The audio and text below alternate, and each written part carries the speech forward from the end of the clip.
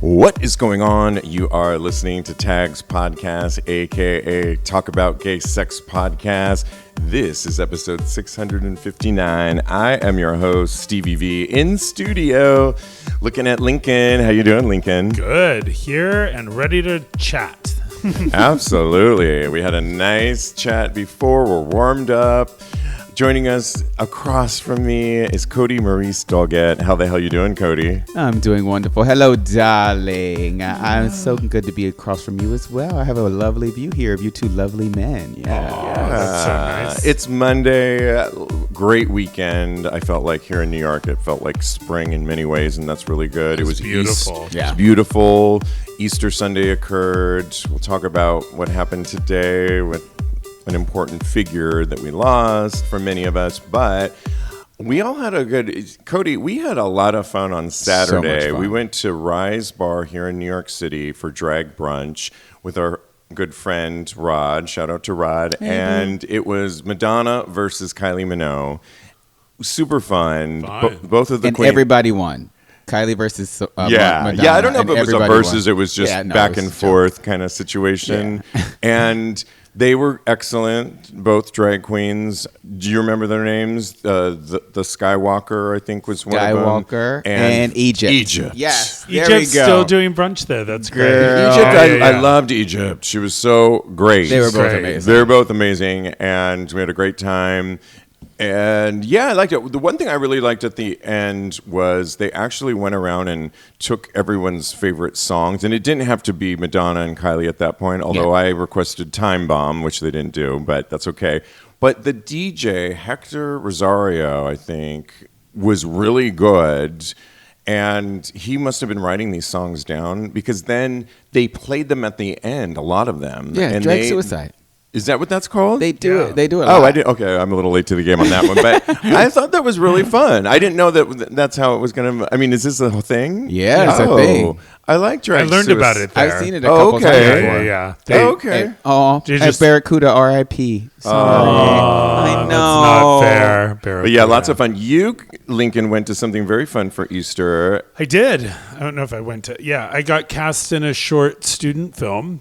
I am resurrecting my acting career before I leave New York, and I've had a good year of finding some things. Something will come out later this year that I'll talk about later. But I got cast in a student film called Our Father, and it is a short 15-minute film, kind of a nod to sex workers and the sex positive industry, being sex positive about it. It's very Honora looking. It's kind of like a stripper who finds out her father's passed and then goes back on stage and dances, and one of the guys, me, who she dances with, his face kind of turns into her father's face. And then she's at the funeral and listening to his voicemail after he passed. It was a good experience. It was, NYU Film School, and probably 300 or something submitted to get the role. There were background people. They actually needed extra guys in the strip club, so Peter is by my side. Whoa. So we have like this little documentary of me and Peter at a strip club, and the woman who was the stripper was extremely talented. And really, really nice. And everyone on the film was really nice. It was great. Well, one thing I was asking you before we went on air was there an intimacy coach? Because pole dancing, she's a dancer. I'm assuming she was lap dancing. Explain that. And was there an intimacy coach? And what is an intimacy coach? Because we had to explain it to Diego earlier. Yeah. So there was a rehearsal for this film, which I went to last Wednesday at NYU, it's so great. It's always like being a tourist, walking through the campus and then going into the hall where all the rehearsal studios are and being, there. And that was great. And right before we started rehearsal, the intimacy coach, his name was Nick. He sits with the actors who are in the scene and draws very clear boundaries. Like you cannot touch a woman's breast area, you cannot touch a genital area for either one. And then he says this is an open place to, is there anywhere else you do not want to be touched? Mm-hmm. You know what I mean? So I have a little thing going on with my arm right now. So I said, I don't want my arm touch. So it's not always sexual. It's just where you are and where you're comfortable. And other than that, we were good to go. And then you do an action with the fellow actor, with your performer, that begins the scene before you work and ends after. So it could be like a fist bump. It could be a handshake. We decide to do a high five. So you high five and then you work. And then when the scene's over, you high five again. So it kind of puts that's cool. a bookmark on both sides, which was really good. And then beyond that, just one last question. Do you talk to the actor that you worked with about what we're about to do? Was there choreography? Well, yeah, we had kind of a layout of she falls off the pole, she tries to collect herself, and she decides to focus on someone in the audience who's me. And I am in a group of guys that's like, I'm a little shy, like, oh, it won't be me, and then mine is disbelief, oh, it is me. And then she crawled towards me and grabbed my tie and pulled me closer. And then we decided that me wiping hair, like she did a head roll and her hair landed in her face, and me moving her hair off of her forehead is what triggered me looking like her father. Because we agreed that like having a gentle movement, like a caring movement, is something her father might have done in the past. Yeah. So that would be a triggering movement for her to remember her father. That's awesome. That was great. I Yeah, love that. that's really good. I can't wait to see it. And Yeah. it must be some serious acting for you to be in a lady strip bar. So. Nah. You know, it's funny. I told this to the director while I was there. One of my first things in New York back in '98, I got cast in a mini movie that was played before the John Bon Jovi concert. He did a huge world tour, and there was like a 20-minute film, and it was like one night in New York, and he went all through like the Empire State Building and the Statue of Liberty and Rockefeller Center, and everywhere he went there was like Whoopi Goldberg and you know, all of these great celebrities. Well, he ends up in a strip club, and I'm the sailor sitting next to him in a strip club. So I literally spent like 30 hours doing takes in the strip club on 20 West 20th next to Bon Jovi. It was one of my first acting gigs. So me in a strip club, it's typecasting at when this you're point. getting paid. Yeah. Exactly. Not paid. I do love a go-go boy, but yeah, that's another story. And real quick, we mentioned that we went to drag brunch, and it was Madonna, Kylie Minogue. You had a more Lady Gaga Easter moment. I did. One of my very good friends, Michael Albert, who I love like a brother. He's the best. He had what is it? It was like a Lady Gaga resurrection crucifixion Easter party, and he used the abracadabra image, and take my hat off. it was a potluck out in Brooklyn. And a potluck at that. So Wow. after the shoot, Peter and I ran home, dropped all of the ties and the bro wear from the movie, and put on Gaga outfits and Madonna crucifixes and rosaries, and ran out to Brooklyn. And, you know, shout out to the Brooklyn culture of guys, gay guys. A couple women were there too. They were so nice. Good, positive energy, happy, creative, like just really fun. The whole party migrated to the park. We sat in the park for a while. There were 2 dogs there. Some of the food people brought was amazing. There were theater people and just creative people that were just so happy. It was so nice to not have it be circuit culture talk or gay neighborhood, how Chelsea's changed talk, or, you know, like all the political talk or all of that. It was just a really great, real, it wasn't fake in any way, shape, or form. It was just a really nice Easter and kickoff to this spring, which is going to be great. I love it. Very cool. Too. Really gorgeous. Thank you, Michael, and your roommate. Absolutely. Well, as we all know now, Pope Francis died at 88. And it was really interesting that when I woke up this morning, I found out about it. But he managed to make his way to at least have an appearance for everybody in Rome there at the Vatican, which I thought was really amazing. And then the next day he passed away. We all know he's been sick. He has been a really interesting pope for many people. We don't talk a lot about the pope here on the show, but at least for our LGBTQ rights in many ways, he's been very progressive in many ways, which I think is really cool. And, well, for many, it can be sad. I thought it was really a blessing that he made it through Easter and then passed away. I mean, when you heard about this, Mr. Catholic over there. What did you think? Reformed Catholic. I'm not. Yeah, me too. Yeah, I'm sad, I guess. I think, anybody's passing is going to be sad because everybody is important in this grand scheme of life. So I think that this is something that, it's going to affect all of us. I hope that the next Pope is more progressive because I could stand to see the Catholic Church go a little bit further as far as their views on LGBTQ plus issues, and a lot of viewpoints are concerned. And I hope that J.D. Vance didn't kill him because that's the conspiracy. Yeah, theory that that's was going really around crazy now. that I know, right? Like he had to see him, and of course he got to see him. I mean, but when we talk about Pope Francis, Lincoln, in 2013, he asked about gay priests. Francis said, "If someone is gay and seeks the Lord with goodwill, who am I to judge?" He later upheld that the church should apologize to LGBTQ plus people for mistreating them. And he also said, well, being gay is a sin. We should be allowed. He was for marriage between same sex. So innuendo's complicated, but you are a Catholic, former? I am a Catholic. Yeah. I'm not a former Catholic. I think Really? that's bullshit. I don't like it when people say that because I was first baptism, communion, confirmation. I was an altar boy for 3 years. My faith has nothing to do with organized religion, and I am a Catholic. I am a Roman Catholic. It's very sad that the Pope died. This Pope was extremely good to our community because you have to remember, he's not talking to America.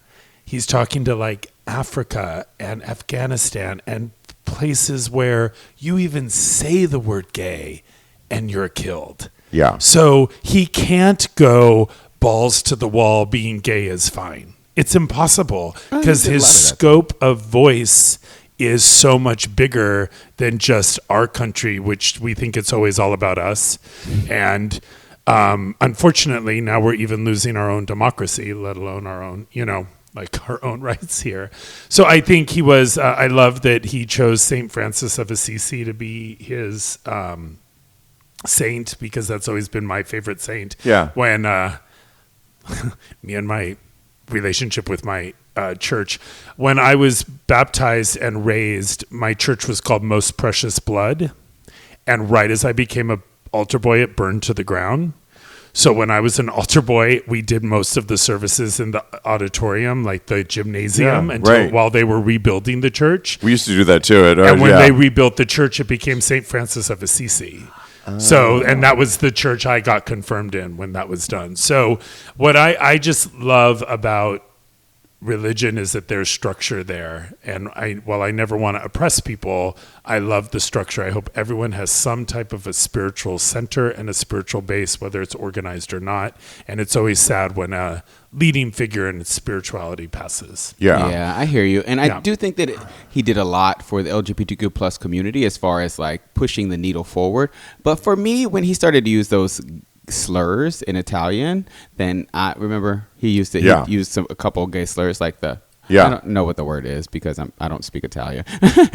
But that for me kind of denoted that there was some underlying thing.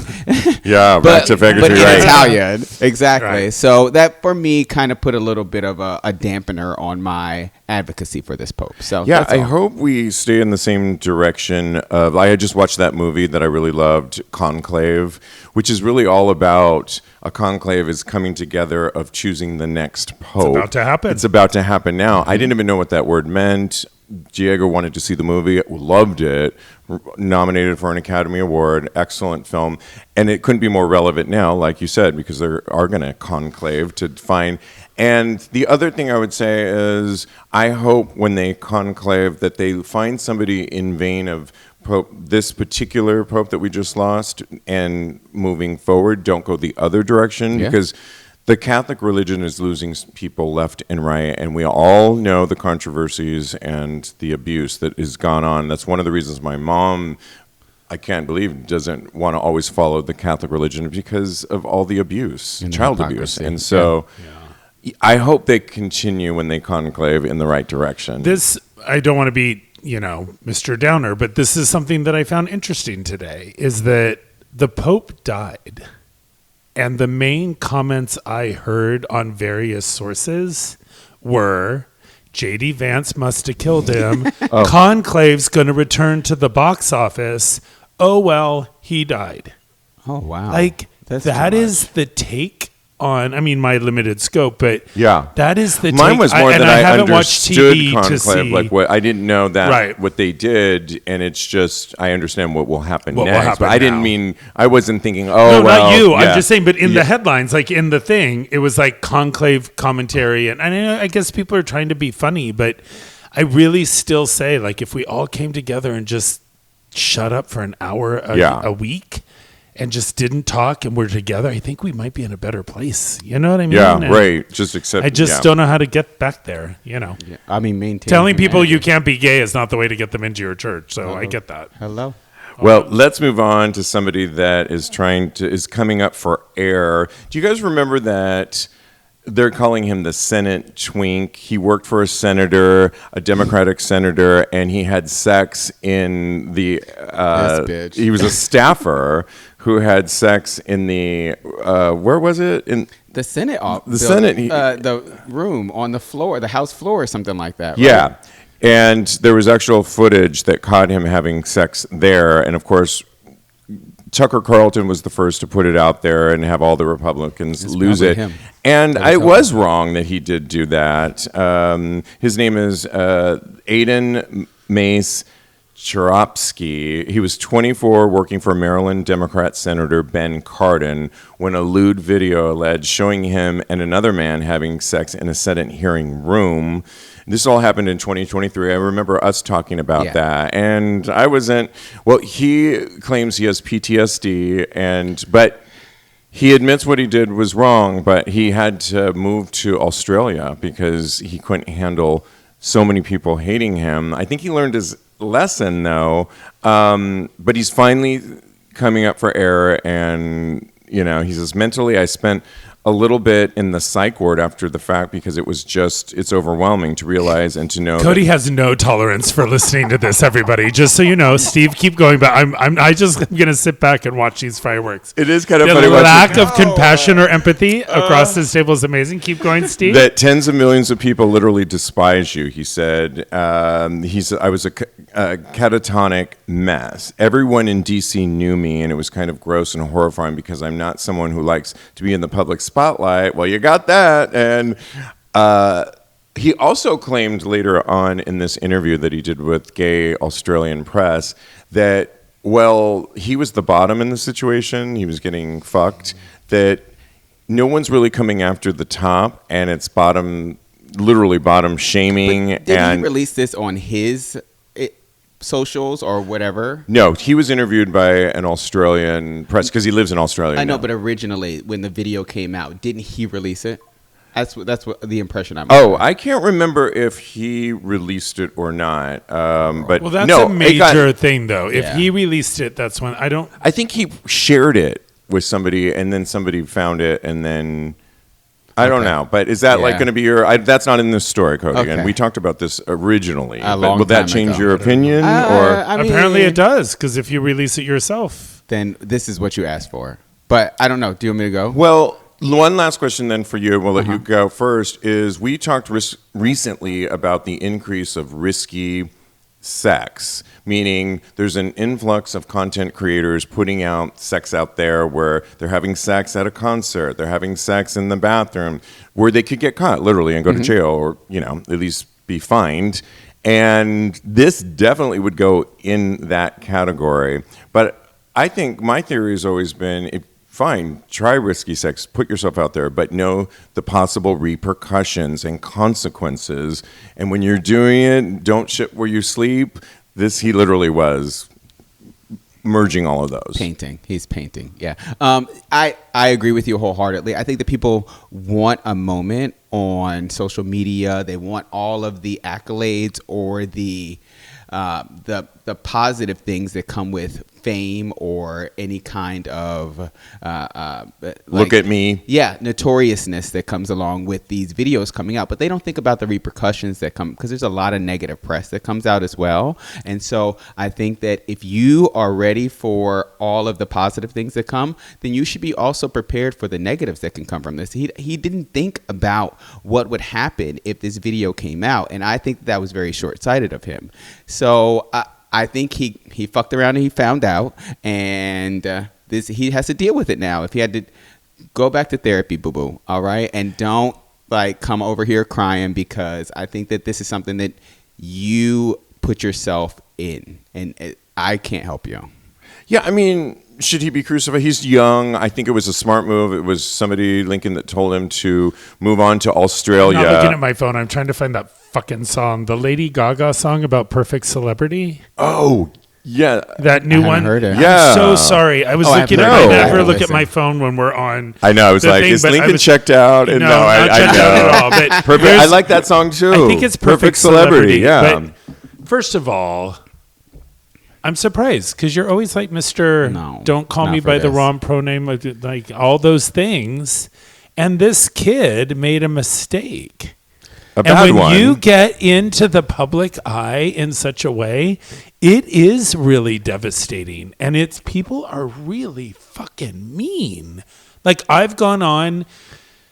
This has been a long time, and it's a very different world now, but there was a time where I went on and looked at people who had randomly taken my class somewhere, and they were like, this is the worst class ever, and he doesn't know what he's doing. And I was like, it's a fucking class. What are you saying? Sometimes people say things about the bakery, like, what is wrong with you? And there is a brilliant way to be an adult and realize that has nothing to do with me, and they're projecting their own insecurities, ignorance, frustration, all that on me. But if you hear that over and over and over again, and you are on video in a house of our government in a country that is half Republican, that you say the word masturbation or show your tit at a Super Bowl, and you are an outcast. So I do have compassion for this guy. I totally understand the PTSD. Look at Janet. Never been the same. Yeah. Ever. And she deserved it. Costume malfunction, my ass. Would you? I would never say that. Would you walk around saying that? I don't think it was an accident. I do think that it happened on purpose for Janet. So we're not nibble-gating it now. That's amazing. And she has to deal with the repercussions. I think that across the board, I think that he did this, and this is just my headcanon. I would actually like to talk to him because you provided a different perspective. I think that he saw the video of like Kim Kardashian and how that was such a success for her and things of that nature. I see your face. You're like, bitch, what? And then he noticed that the notoriety that he could get from this could propel him to a certain status. And it didn't work out for him that way. So now he is crying wolf. And I sound really insensitive right now. You really do. And I also think you're putting... Sorry. Yeah. You're adding a lot of... my own you're projecting your own interpretation of like when I do something for the bakery, I want more people to enjoy a balanced cookie that's real food and tastes good. But then sometimes the backlash of like, how dare you say this is healthy? There's sugar in it. How dare you put the word protein in front of the word bakery? Everybody's food issues come in to the shop. Guys who are carrying the gallon of water, who are lifting weights to how much protein are in these? Anorexic girls that are counting every calorie like it is the meaning of their existence. Like, and it's a big, I just want to sell a cookie. Yeah. And I can't be everything for all people. So it's just a big weight back. You know what I mean? I understand that. I'm not trying to do it to be famous. I'm trying to do it to keep my business going. Yeah. I don't know. And I feel like it's apples to oranges, because selling a cookie, a protein cookie, and from a shop is very different from having sex on the Senate floor. I'm more talking about the reaction of feedback. Sometimes can be so heinous over as ridiculous as a cookie. let alone the girl. drama of this might provide a let little alone more the bottom shaming. I'm sorry, I wanted yeah, to get to that because and that's really this sad. might be it's like Monica Lewinsky. It was a really good article. I think he did well in accepting his fate. This happened in 2023. We're in 2025. He took someone's advice. He went to Australia, got out of DC. This woman told him, you're still 23. Life isn't over here, and that is pretty much true. And I think he was really talking about this in this interview from a new place. Like, yes, I can renew and come up for, I'll never have a job probably in DC again. But do you think that sometimes we're so hard on left, the right can do so many things like this half the time. But you're being really hard on him too. I am. And what about the whole idea that he was talking about at the tail end of the interview where he says that there was another guy topping him, and he didn't get anything. Now, I don't think he worked in D.C. That part is a little foggy. I think this one just got caught because he, was working under this senator. But do we bottom shame people a little bit differently? Like, what about this top guy? Yeah, you know what? It's funny you say working under the senator because I thought it was a senator that was actually doing him, but it's not, clearly. But I think maybe because he was the primary focus of the video, that's why they're focusing on him, and it could have been a machine that was fucking him, as far as we're concerned. And I feel like that's why he's getting more backlash because he's the focus of the video. Yeah, and listen, you can't. There's certain things you can do. If you did this in a church, you're gonna be. I say that though with everything that's going on with the Pope, not the Pope, but the controversies that are occurring. But I just think, yeah, you can have risky sex. We all make dumb mistakes at times. We've all done dumb things. If you get caught, then you have to just pay the price. He's young enough. He'll be fine in the end. Well, can I put a button on this? Two things I want to say. Let's see if I can focus. One is 23 in 2020 or 2025, whenever this happened. Like, I would think that that's very devastating, especially how social media is kind of he got death threats. He got death threats. Of course. Yeah, I get that. So it's a different time for him, and he will never be the same. It is a Monica Lewinsky thing in a very real way, especially now with the way wildfire goes with social media.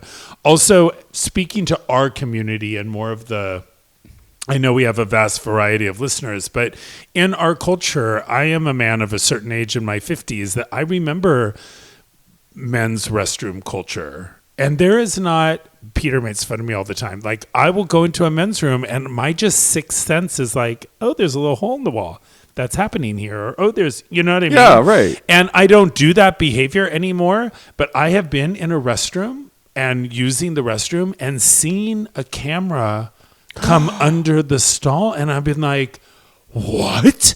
That wasn't even a thought in the 80s when that culture started.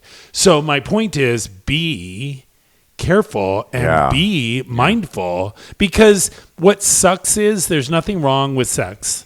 No. There's nothing wrong with gay sex. There's nothing wrong with two consensual adults having as much fetish opposite ends of the pendulum sex as they want, but our judgment of it and the idea of getting caught just completely disintegrates what I just said. Yeah. Because you're getting caught. Right. And you don't know what that will end up being to somebody else. You know what I mean? Yeah. So just be careful. Don't stop doing it, but just be careful. It's kind of like when we were talking about being out and loud and really vocal right now with all the injustice going on in the world. Yeah. Be careful. You know, someone has a fucking gun. It's not worth it. Careful. Yeah, absolutely. Okay, let's move on. I have so many topics I could talk about, but let's change things up a little bit, because there was recently a guy that went on a date and he wrote into somebody, and his date got a little handsy with him in public. And he froze. He wrote, I recently went on a first date with a guy that I met online, and he suggested Six Flags, bold move. Did we talk about it in our meeting, though, but did we end up doing it? I'm not sure. And it went on that episode that didn't get released. Oh, because there was yes. a glitch. Okay, sorry. So okay, keep going. I'm sorry. If it does, I'll take it out. But Okay. it would be good to hear his. Awesome. Yeah.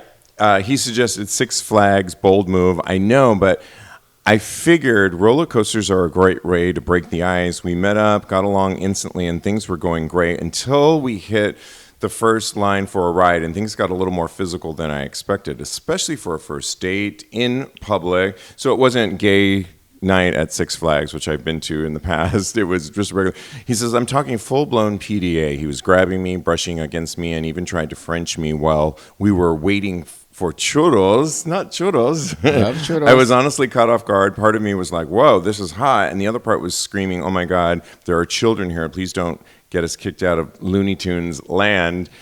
It is a bold move, I think, to... Do we have ages on these people? No. But if somebody invited me to Six Flags, I would be like, no.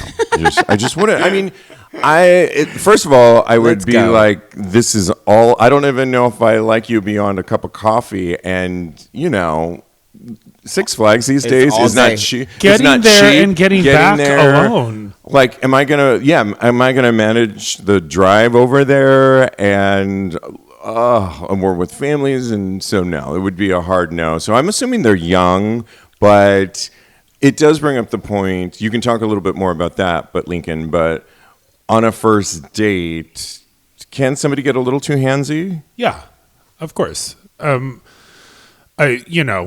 People are asking permission in back rooms these days. So how can you, it depends on the person, right? Like there's such a different standard of touching people, even if you're not on a first date. You know what I mean? So I think you need to set clear boundaries, but whenever you have a first date, keep it short, because you could always make it longer, and don't tie yourself to roller coasters and haunted houses and park food and getting there and getting back. And I would be very uncomfortable, even with me and Peter. We've been together 6.5 years. I'm not trying to prove my gay pride in line for the roller coaster. It's not the place to do it. Right. Yeah. I mean, Diego is really affectionate and has his way of PDA that I love, and it just works. But we do it like in Chelsea here, or he'll do it. I forget where we were. It wasn't a gay place necessarily, and maybe we were standing in line at Whole Foods or something, but in Chelsea, and he had his arm around me, and I loved it. But we're also together now. Yeah. Would this be too much for you? And would you go to Six Flags on a first date? First date? Not on a first date. I agree with you guys on that. But I do think we all should go, by the way, to Six Flags. You're not looking into it. Okay. I would go. Audience, if you could see our faces, They we were didn't, both we didn't really give him back much. Anything. I think they kind of went down. The faces. It was a little bit. sidebar real quick. We can't make it to a Broadway show together, and you think we're going to go all the way to Six Flags for a day? Work Diego with me. showed me something yesterday that he said, oh, hey, would you want to do this? And it was like somewhere here in New York where you put these 3D glasses on, and we were going to be... You would be like in Egypt, and I was, and I think I gave that, I heard about that. and I was like, because he was interested, and I had a little glossy look over, I'm sure, but I would do it for her. Yeah, I mean, I'll do it, but that's kind of the look we were giving you right now. Totally. Yeah. I got it. I got an answer without an answer. So yeah, but for me, I wouldn't go on the first date there, but I have been fighting back with a lot of internalized homophobia as far as public affection is concerned. And I do think that our affection is completely valid. I feel like we should be expressing it more and more and more as human beings, because who cares if there's kids around? They see straight couples being affectionate all of the time. So what is so different about our affection that we are trying to hide it from children? That doesn't make sense to me. You bring up really good points. It just is a disconnect. And I think that we should be out here expressing our love as much as possible, because it's just as valid as straight people's love. That point, I think, is so valid, and I love that. But what about when it's a first date? Is that a red flag that somebody you barely met you're so comfortable? It doesn't have anything to do with just the PDA thing. It's just that you're so comfortable touching me. Yeah. No, I hear that. I feel like on first dates, though, a lot of endorphins are going on. So maybe there's more PDA than if you're in a relationship. Do you put your arms and start I'm making a touchy bitch. Okay. I like to touch a lot, honey. But I don't know. On a first date, there is, like you said, there's like boundaries and things that you don't know about the person. So I can see definitely having a little bit of restraint as far as it's concerned. So. I just think about some of the first dates I went on a couple years ago when I was really kind of on a job hunt for this.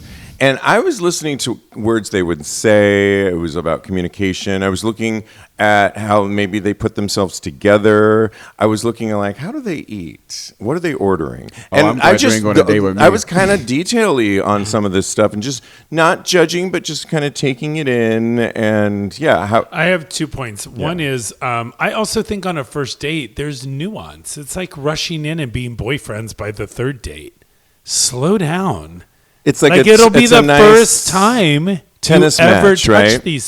this person. So why are you groping them or getting all into it? Like, take your time. And same with straight people. Get a fucking room. There are many times I'm in gay areas, straight areas, whatever, that I'm just like, are you really, who are you? Lauren Bobart and Beetlejuice the musical? Stop it. So I get knock that. It off. That like denotes to me that you're actually like as leveled out as far as that's concerned. I think that maybe like that's just who you are as a baseline person. Right. But for me, I think it's really cute when couples are kissing and canoodling out there. Well, a little bit. A little bit. That's fine. But then there's a point where you're like, okay, I feel like I've grabbed her ass and I'm not even near you. Like, it's just uncomfortable to me. Kodi and I just watched, I'm not sure if you watched Drag Race, and it just ended with the season finale. Lincoln, I'm looking at you. I'm assuming no. I do not, but you can keep going. I can contribute something somewhere. Yeah. Well, we'll get into it in a second, and it'll be easy. But congratulations to the winner. Were you happy on your with nerve? Come through. On Your Nerves won. I was really happy. On Your Nerves? Anya Nerves. Like Anya Anya. Nerves. Did a great job. She's fantastic. My favorite love was all of them, though, that made it to the finale are going to have careers and do great. Mine was Lexi Love. But one of the ones that also made it up there was, you were telling me his name a minute ago. Sam Starr. Sham Starr. Oh, not Sham. Sham Starr. That's how what's his name? RuPaul liked to say. Oh, okay. Which I love that, and it's hilarious. But the gay internet, as we read this headline, wonders whether this queen can be a masculine daddy. And it was simply, I mean, talk about like what you were talking about earlier, Lincoln. It's like, my goodness, you can't post anything without people coming for you online. And when did Sam Starr become a masculine daddy? So in all fairness of Sam Starr, he didn't say anything about being masculine or a daddy at all. Is that a photo of a masculine daddy? Well, okay, this is where... He has a backwards hat on, and he looks like he's 21. Correct. Okay. And somebody, a fan that goes by Aram on Tagote, said that when did Sam Starr become a masculine daddy? Oh my God. Well, that sent the internet wild because everybody was like, is the masculine daddy in the room with us? Other people were like, now we're just saying anything. Somebody said, do words not mean anything anymore? And it went on and on and on about masculinity. And to be fair to Sam, or Sham, is that he didn't put this out there and said he was a masculine daddy, but he has also said on the show before that he was, made fun of. He was always not made fun of for not being masculine when he was a child, but he has a lovely mom. We'll let you speak first on, are people right for, is he trying to be a masculine daddy, and that's what's going on here? So the difference between this story and the one that we talked about previously about the Senate person is that the Senate twink that had sex that's trying to have mercy after all these years. Yes. Sam didn't ask for this. Sam didn't put this out, and I'm not quite sure if the previous person did put it out. Then I would have a little bit more empathy if they had. So, but Sam did not add. They literally just put a photo up, and now people are starting to comment about random things in masculinity. So I think that and Daddy too. What? It's like, Clearly, when did Daddy become a 20-year-old? Sam Starr is not trying to be a masculine top daddy. She's trying to be a fabulous drag queen, which she is. And cute and handsome. So adorable. Perhaps. Adorable. Exactly. So I feel like he's in your wheelhouse of... I would do her. Okay. I feel like that. I would take her home and we would have a good old time.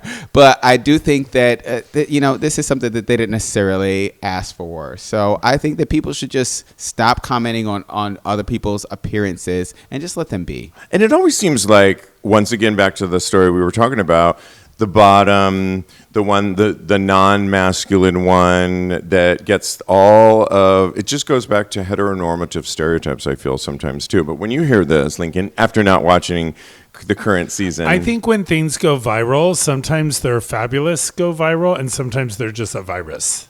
Oh. Yeah. And I think this is one of those things that just needs antibiotic because it's like a weird going down a road of a story that's not even a story. But I don't like now this is my connection to this person because I didn't see the episode and you just told me this person's really talented with what they do. Extremely. So hopefully people will click through and see the talent and not this silliness. Yeah. No, he was really good on the So show, silly. I think. More pageant queen-like, but... Still extremely Shows talented. you how unhappy some people are with very their life polished. that they have to go down roads like this with stuff, right? It's unfortunate. Yeah. Okay, let's give a little advice. We love giving advice on this show, and this one comes from a Redditor who wrote, "Self-conscious after sex. My friends with benefit enjoy staring at my hole." What do I mean by that? Let me just say a little bit more. Hey guys, I've been hooking up with a friends with benefit who's very well endowed and therefore leaving me a little self-conscious after he finishes.